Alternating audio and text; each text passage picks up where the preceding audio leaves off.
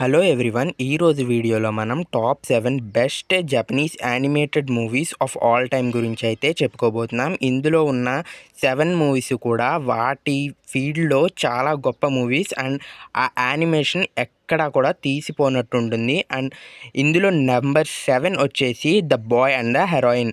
ఈ boy and the heroine story వచ్చేసేటప్పటికి 12 years boy మాహిటో తను తన మదర్ చనిపోయిన తర్వాత తన హోమ్ టౌన్ అయిన టోక్యోని వదిలేసి వాళ్ళ ఫాదర్తో వేరే టౌన్కి అయితే వస్తాడు.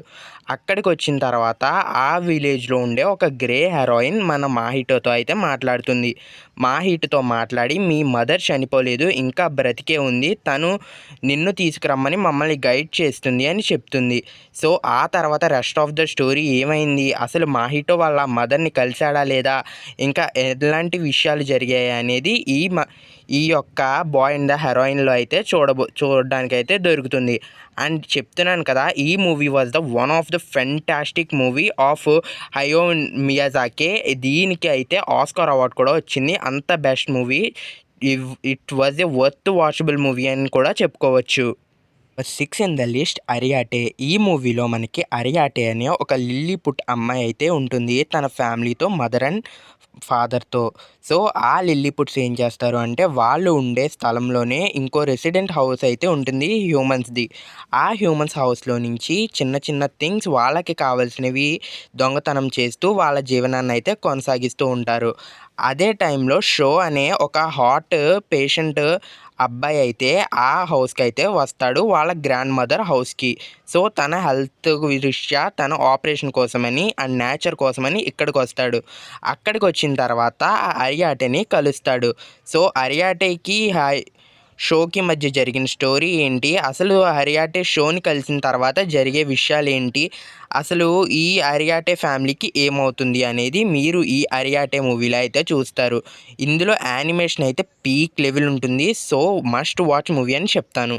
And now number 5 in the list Ponyo. So ఈ మూవీలో ఏంటంటే, సాస్కే అనే అబ్బాయి తను ఉండే ఒక హౌస్లో తన దగ్గరలో ఉన్న ఓషన్లో ఒక బాటిల్లోంచి ఒక గోల్డ్ ఫిష్ని అయితే రెస్క్యూ చేస్తాడు. ఆ రెస్క్యూ చేసిన గోల్డ్ ఫిష్ ఒక విజర్డ్ యొక్క కూతురు. సో ఆ విజర్డ్ ఆ గోల్డ్ ఫిష్ని తీసుకొని మళ్ళీ తన సముద్రంలోకి అయితే తీసుకొని వెళ్ళిపోతాడు. బట్ ఆ గోల్డ్ ఫిష్ ఒక హ్యూమన్ ఫామ్లోకి మారి సాస్కేని వెతుక్కుంటూ వస్తుంది. అండ్ సాస్కేని వెతుక్కుంటూ వచ్చిన తర్వాత వాళ్ళిద్దరూ లవ్లో ఎలా పడ్డారు అనేది ఈ మూవీలో అయితే చూస్తాం. అండ్ చెప్తున్నాం కదా, one of the best animation and చాలా బాగుంటుంది మూవీ, మస్ట్ వాచ్ అని చెప్తాను. And number 4 in the list grave of the fire files. మీరు కనుక డిప్రెషన్లో ఉంటే అస్సలు చూడకూడని ఫిలిం ఇది.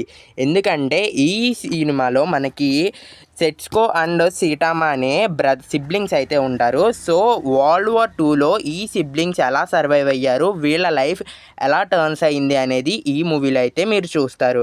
బట్ చెప్తున్నాను కదా, ఎండింగ్ అయితే మాత్రం మిమ్మల్ని ఖచ్చితంగా ఏడిపిస్తుంది. ఈ మూవీ మీరు కనుక చూడాలనుకుంటే మాత్రం కొంచెం కర్చీఫ్లు పక్కన పెట్టుకొని చూడండి, ఎందుకంటే అంత ఏడిపిస్తుంది అనమాట ఈ movie. Last ending that was totally depressing man, అంత దారుణంగా ఉంటుంది. సో అందుకే ఈ మూవీ అయితే చాలా బాగుంటుంది. బట్ ఒక్కసారి చూస్తే రెండోసారి అయితే చూడలేం, అలా ఉంటుందన్నమాట. Number 3 in the list my neighbour Totoro. So ఈ యానిమీ మూవీలో మనకి ఏం జరుగుతుందంటే, మే అండ్ సాట్స్కి అనే ఇద్దరు సిబ్లింగ్స్ వాళ్ళ మదర్ ఇల్నెస్ వల్ల వాళ్ళ ఫాదర్తో రూరల్ జపాన్కి అయితే షిఫ్ట్ అవుతారు. సో వాళ్ళ మదర్తో టైం గడపడానికి. అదే టైంలో వాళ్ళ పక్కనున్న ఫారెస్ట్లో కొన్ని మిథికల్ క్రియేచర్స్ అయితే ఉంటాయి. అందులో ఒక క్రియేచరే ఈ టోటోరో మన మే అండ్ సెట్స్కి ఎలా హెల్ప్ చేసింది, అండ్ ఈ మిస్టికల్ క్రియేచర్స్తో వీళ్ళు ఎలా ఎంజాయ్ చేశారు, అండ్ ఈ మిస్టికల్ క్రియేచర్స్ వీళ్ళ లైఫ్ని ఎలా చేంజ్ చేసాయి అనేది మనం ఈ మూవీలో అయితే చూడొచ్చు.